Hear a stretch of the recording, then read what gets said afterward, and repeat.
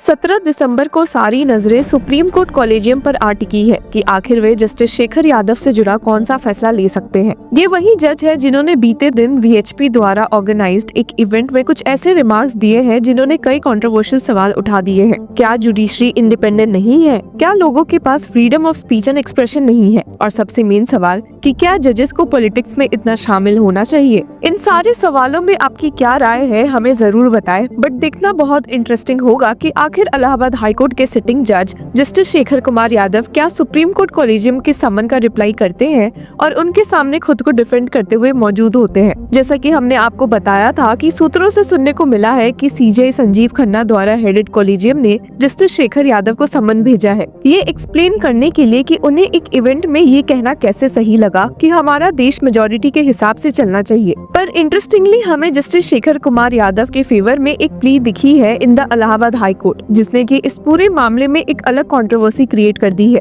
इस प्ली के कंटेंट्स में ऐसा क्या लिखा है और कैसे ये सीनियर एडवोकेट कपिल सिब्बल के भी खिलाफ है, चलिए देखते हैं। हालांकि उसके पहले आपको बता दें कि कई लोगों ने जस्टिस शेखर यादव को सपोर्ट किया है, ये कहते हुए कि उनके पास भी freedom of speech and expression है और उन्होंने कोई गलत बात नहीं कही। इस सपोर्ट में एक नाम यूपी सीएम योगी आदित्यनाथ का भी दिखा है, जिन्होंने कहा है कि जस्टिस शेखर कुमार यादव सिर्फ यूसीसी यूनिफॉर्म सिविल कोड का समर्थन कर रहे थे, जो कि कई लोगों की डिमांड है और यहाँ तक कि कॉन्स्टिट्यूशन में भी दिया गया है। पर उन्हें सच बोलना काफी महंगा पड़ा है जब उनके खिलाफ इम्पीचमेंट प्रोसेस शुरू हो गया। यूपी सीएम योगी ने इन सब के पीछे अपोजिशन का हाथ बताया है और कहा भी है कि वे कॉन्स्टिट्यूशन लेकर घूमते तो है पर खुद ही उसे वायलेट कर रहे हैं। ये बात उन्होंने इसलिए भी कही है क्योंकि राज्यसभा में सीनियर एडवोकेट कपिल सिब्बल द्वारा मूव्ड इम्पीचमेंट मोशन को इंडिया ब्लॉक के कई मेंबर्स ने समर्थन दिया है और शॉकिंगली इस इम्पीचमेंट मोशन के खिलाफ ही एक प्ली इलाहाबाद हाईकोर्ट में फाइल हुई है। ये PIL plea advocate Ashok Pandey ने फाइल की है और इसमें राज्यसभा के चेयरमैन को ये निर्देश देने की मांग की गई है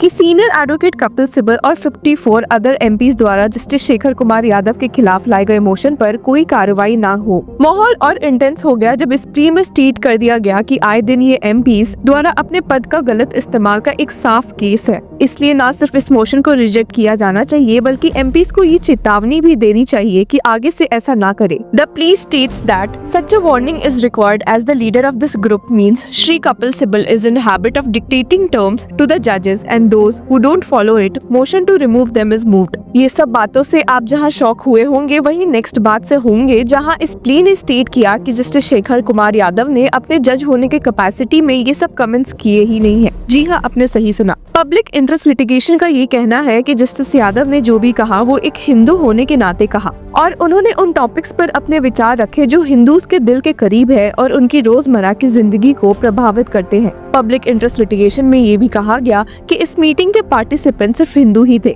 और इसलिए उस मीटिंग में बोले गए शब्द हेट स्पीच के स्कोप में नहीं आते, जो कुछ पब्लिक मीटिंग्स के लिए डिफाइंड है। इस पब्लिक इंटरेस्ट लिटिगेशन प्ली में एक बात ऐसी भी एड्रेस की गई है जिसको लेकर कंट्रोवर्सी शांत नहीं हुई और वो है जज द्वारा एक स्लर का इस्तेमाल। इसी को डिफेंड करते हुए प्ली ने कहा भी है कि जस्टिस यादव द्वारा यूज किया गया शब्द कठमुल्ला हेट स्पीच के दायरे में नहीं आता। प्ली में स्टेट किया गया है कि हो सकता है कि वो एक ऐसे व्यक्ति हो जिनके कुछ रिश्तेदार या दोस्तों ने लव जिहाद के कुछ इंसिडेंट्स की वजह से अत्याचार सहा हो। वो एक सेंसिटिव व्यक्ति हो सकते हैं जो इस बात से पीड़ित है कि मुसलमानों को कानूनी रूप से इतनी लड़कियां से शादी करने की छूट मिली हुई है जितनी वो चाहते हैं बिना किसी पनिशमेंट के। हो सकता है वो एक ऐसे व्यक्ति हो जो खुली आंखों से सड़क पर चलते हैं और देखते हैं कि 5 से 6 साल की छोटी बच्चियां भी स्कूल हिजाब पहनकर जा रही है। The plea further stated, as an advocate and the judge, he might have got the information that how the Kathmullapan is stopping the Muslim girls from going to school and college, or how the Muslim ladies are being compelled to wear hijab and burqa by Kathmullas। साथ ही public interest litigation का ये कहना भी है कि Indian constitution के article 19 के तहत स्पीच और एक्सप्रेशन का अधिकार जजेस को भी मिलता है और कोर्ट रूम के बाहर दी गई कोई स्पीच जज को उनके पद से हटाने का आधार नहीं बन सकती। अब जब इम्पीचमेंट मोशन के खिलाफ इतने स्ट्रिक्ट रिमार्क्स और एक्शंस देखे जा रहे हैं तो एक बार फिर नजर डालते हैं यूपी सीएम के कमेंट्स पर। उन्होंने कहा है कि अपोजिशन सच बोलने वाले लोगों को डराने की कोशिश कर रहा है, जिसमें जजेस भी शामिल है जो कल्चरल और सोशल ऑर्गेनाइजेशंस के जरिए सोशल रियलिटीज को सामने लाते हैं। सीएम ने कहा भी कि ऐसे सच को दबाने वाले लोगों को समाज के सामने बेनकाब करना जरूरी है। उन्होंने आगे ये भी कहा कि देश को मेजॉरिटी और माइनॉरिटी कम्युनिटीज के बीच के बंटवारे से आगे बढ़ना होगा. He stated, "In most nations, societal systems align with the sentiments of the majority population. Similarly, in India, the majority is advocating for the removal of such distinctions, but some groups are opposing this idea by using coercion and silencing voices of truth." इसी के साथ एक नजर जज की कही बातों पर डालते हैं. अभी हाल में ही दिल्ली हाईकोर्ट ने भी इसको एक्सेप्ट करते हुए ये कहा, और ऐसी बहुत सी पिटीशन सुप्रीम कोर्ट में भी हैं जिसमें इस बात को बराबर उठाया जा रहा है. एक सिविल कोड बनना चाहिए, समान कानून बनना चाहिए. पहले तो ये कि जो आपके पर्सनल लॉ है आप उसमें से खामियां हटा सकते हैं तो हटा दीजिए, नहीं हटाते हैं तो एक समान कानून बनेगा जो देश बनाएगा, जो सबके लिए एक होगा.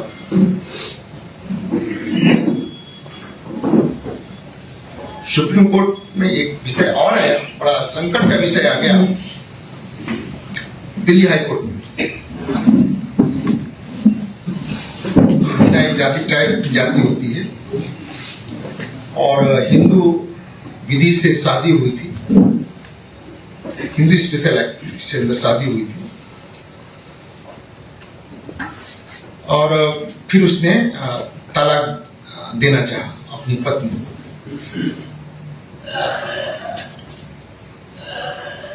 चूंकि पर्सनल लॉ में ऐसी व्यवस्था थी कि ट्राइब्स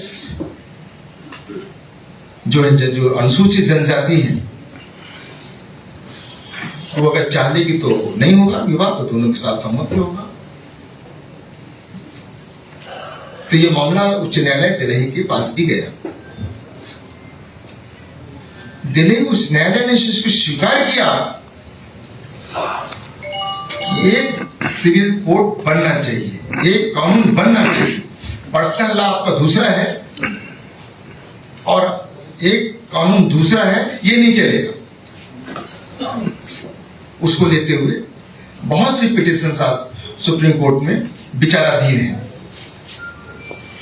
तो विषय यहां पर यह है कि जब हमारा एक देश है, एक संविधान है, हमारा एक कानून क्यों नहीं बनना चाहिए?